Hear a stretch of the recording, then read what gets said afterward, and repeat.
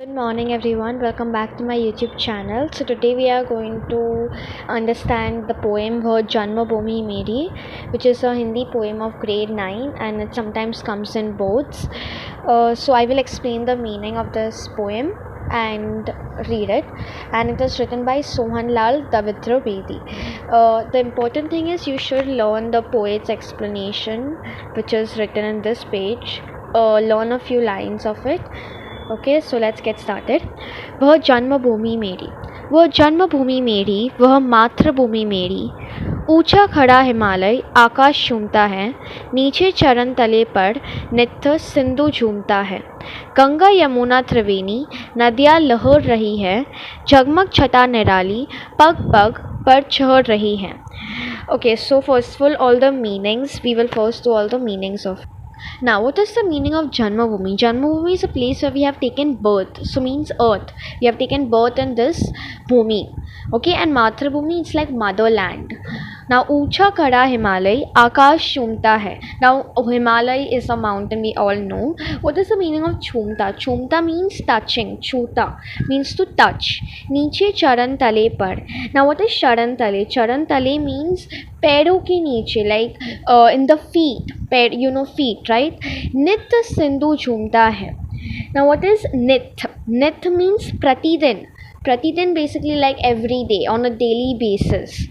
Okay, so that's saying that the water of touches the Himalaya, touches the mountain in its feet. Okay, then they are saying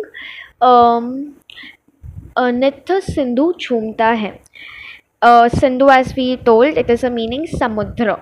So the samudra water touches the mountains, feet of the mountains. Ganga Yamuna Triveni नदियाँ लहर रही है. जगमग, so these all are Triveni. What is Ganga Yamuna Triveni? नदियाँ लहर रही है. So these all are flowing. जगमग छटा निराला पग पग पर चढ़ रही है. So now what is the meaning of छटा? छटा means सुंदरता, beauty. निराली इज अनोखी या रेयर. पग पग पर चढ़ रही है. पग पग यानी कि कदम कदम पर. तो व्हाट इज द कवि ट्राइंग टू से? कवि कहता है कि भारत की उत्तर दिशा में हिमालय पर्वत स्थित है. प्रहरी के सम्मान तनकर खड़े हिमालय की ऊंचाई देखकर ऐसा प्रतीत होता है मानो वह आकाश को छू रहा हो. हिमालय के पैरों में समुद्र बहता है. समुद्र की जलधारा को देखकर कवि को ऐसा लगता है जैसे वह हिमालय पर्वत के चरणों को धो रहा है.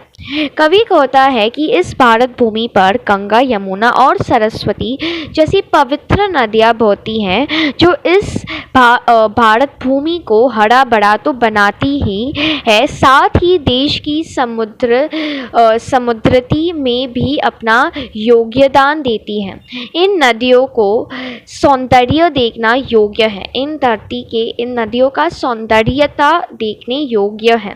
इनका अर्थात जल राशि कदम कदम पर हमारी ध्यान आकर्षित करने में सक्षम है. कवि कहता है कि यह वही धरती है जो हमारे पूर्वजों द्वारा किए गए सत्कर्मों के कारण पुण्य भूमि बन गई है. अपने गौरवशाली अतीत के कारण ही यह भूमि स्वर्ण के समान कीमती हो गई है. इसी कारण कवि ने इस स्वर्ण भूमि कहकर संबोधित किया है. मैंने इस भूमि पर जन्म लिया है तो जन्मभूमि, अतः यह मेरी जन्मभूमि है. इस धरती ने मुझे माता के समान ममता व दुलार दिया है. इसकी रज में पलकर मैं बड़ा हुआ हूँ, अतः यह मेरी मातृभूमि भी है. अभी अगला स्टैंजा देखते हैं. वह पुण्य भूमि मेरी, वह स्वर्ण भूमि मेरी, वह जन्मभूमि मेरी, वह मातृभूमि मेरी. झरने अनेक चढ़ते जिसकी पहाड़ियों में चिड़िया चौंक रही है. हो मस्त झाड़ियों में अमराइया दनी है, कोयल पुकारती है. बहती मलाई पवन है, तन मन सवारती है. अभी पहले तो वील सी द मीनिंग्स. झरने means a waterfall, like if you go to any mountainous places you might see waterfalls. Then chirk ray is basically to chirp, like chirping birds that beach chirping, it's called chirping. Then jario means jungle, your even bushes. Amraya is a new word, it is aam ke ped, basically mango trees. Malai pavan, now we don't get to breathe a very clean air, but Malai pavan is air with fragrance. When you go to the mountains, you will see the air is so clean that you love to breathe in it. But if you see now in Mumbai, the pollution is so high that the air is really toxic. Then let's go to the explanation. कवि कहते हैं कि इस भारत भूमि की प्राकृतिक सौंदर्यता अवर्णनीय है, means it's too good, it's excellent. इसकी ऊंची ऊंची पहाड़ियों से अनेक झरने निकलते हैं और यहाँ झाड़ियों में भी चिड़ियों की मस्ती बड़ा कलरव मतलब चिड़ियों के चौंकाने की आवाज़ सुनाई पड़ता है. अर्थात वन उपवन ही नहीं, कंटीली झाड़ियों में भी चिड़िया अपनी मस्ती में चौंकाती है. स्थान स्थान पर आम का बगीचा देखने को मिल जाता है और आम की सघन डालियों के बीच कोयल का सुरीला स्वर सुनाई पड़ता है. इतना ही नहीं, मूल्याचल पर्वत से बहने वाली शीतल सुगंधित वायु सबका मन मोह लेता है और जनमानस का हृदय प्रसन्नता से भर जाता है.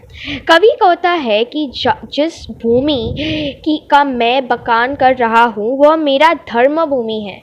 क्यों? क्योंकि वह मुझे निरंतर धर्म का मार्ग पर चलने की प्रेरित करती है. वह मेरी कर्म भूमि है क्योंकि वह मुझे इस कर्म प्रधान संसार में सतत कर्म करने की प्रेरणा देती है. वह मेरी जन्मभूमि है क्योंकि मैंने इस पर जन्म लिया है. वह मेरी मातृभूमि भी है क्योंकि इसने माता के समान मेरा लालन पालन किया है. Okay, this was the second stanza. Now let's go to the third stanza. I hope you all can see it clearly. Let's start the reading. वह धर्म भूमि मेरी, वह कर्म भूमि मेरी, वह जन्मभूमि मेरी, वह मातृभूमि मेरी. जन्मे जहाँ ते रघुपति, जन्मी यहाँ ती सीता. श्री कृष्ण ने सुनाई वंशी पुनीत गीता. गौतम ने जन्म लेकर जिसका सुयश बढ़ाया, जग को दया दिखाई, जग को दिया दिखाया. वह युद्ध भूमि मेरी, वह बुद्ध भूमि मेरी, वह जन्मभूमि मेरी, वह मातृभूमि मेरी. अभी the people your like Raghupati, Sita, Shri Krishna, these people, many questions come from them, like they are called according to the poet. So we need to learn the explanation of the poet also. Okay, so first let's do the meanings. What is the meaning of Raghupati? Who is Raghupati? Raghupati is Lord Rama, that is Ayodhya Naresh Dashrath के ज्येष्ठ पुत्र Shri Ram. Okay, Puneet. Puneet मतलब पवित्र, pure, holy. Gita is a धार्मिक पुस्तक, like you have Bible for Christianity, like that Gita is for Hinduism. It is a holy book. Then Suyash is अच्छे कार्यों की कीर्ति, means renowned, like fame, you're famous. Then Diya, what is the meaning of Diya? Diya means sansar. Diya means Deepak, like light, or the earthen lamp you can see. And Jug means sansar. Jug means sansar. Jug को दिया दिखाई, जग को दिया दिखाया. Okay, means the world. So let's see the meaning of this stanza. महापुरुषों और वीरों की इस भूमि की महत्व बताते हुए कवि कहता है कि यह वह देश है जहाँ श्री राम जैसे महापुरुष ने जन्म लिया था. इसी भूमि पर जनक नंदी सीता ने जन्म लेकर अपने पतिव्रत धर्म का पालन करते हुए माता सीता का सम्मान पाया. यही वह भूमि है जहाँ कुरुक्षेत्र के मैदान में श्री कृष्ण ने अर्जुन को गीता का संदेश देकर धर्म का मार्ग चुनने का प्रेरणा दी. इसी पवित्र भूमि पर गौतम बुद्ध ने जन्म लिया और संसार की मोह माया का त्याग कर ज्ञान की खोज की, जिसके परिणाम स्वरूप हमारे देश का प्रसिद्धि दूर दूर तक फैल गई. हिंसा न करने और जीवों पर दया करने का पाठ गौतम बुद्ध ने ही हमें पढ़ाया. उन्होंने ही सच्चे ज्ञान का दीपक जलाया, जिसका प्रकाश आज न सिर्फ हमारे देश की अपितु दूसरे देशों को भी आलोकित कर रहा है. ओके, ओके देन कवि कहता है कि जिस भूमि का वह वर्णन कर रहा है वह मेरा युद्ध भूमि है, क्योंकि इसके मैदानों में महाभारत जैसे धर्म युद्ध लड़े गए। वह मेरी बुद्ध भूमि है, क्योंकि ज्ञान का प्रकाश फैलाने वाले महात्मा बुद्ध ने इसी धरती पर जन्म लिया था। वह मेरी जन्मभूमि है, क्योंकि मैंने इस भूमि पर जन्म लिया है। वो मेरी मातृभूमि भी है, क्योंकि इसकी रज में खेल कूद कर मैं बड़ा हुआ और इसने माता के समान मेरा लालन पालन किया है या लालन पोषण किया है। The very important thing in this poem is knowing about the people who was Raghupati, Sita, Shri Krishna and Gautam Buddha. As you all can see, I put it up here. This is very important. They always ask to give description about either Raghupati, Sita, Shri Krishna and Gautam Buddha. So let's see. Raghupati, रघुकुल में जन्म लेने के कारण श्री राम को रघुपति कहा जाता है। श्री राम अयोध्या के राजा दशरथ के ज्येष्ठ पुत्र थे। इनकी माता का नाम कौशल्य था। इनका विवाह महाराज जनक की पुत्री सीता से हुआ था। सीता महाराज जनक की पुत्री थी। इन्हें भूमिपुत्र भी कहा जाता है। इनका विवाह अयोध्या के महाराज दशरथ के ज्येष्ठ पुत्र श्री राम से हुआ था। श्री कृष्ण देवकी वसुदेव के पुत्र थे। इनका जन्म मथुरा में कंस की कारागार में हुआ, किंतु इनका लालन पालन ब्रज में यशोदा माता और नंद बाबा द्वारा किया गया। गौतम बुद्ध कपिल वस्तु के महाराज शुद्धोधन के पुत्र थे। इनकी माता का नाम माया था। इनका नाम गौतम रखा गया था, किंतु इनकी सिद्धियों को देखकर सब इन्हें सिद्धिदार्थ कहने लगे। इनका विवाह धंध पांडी की पुत्र यशोधरा से हुआ था।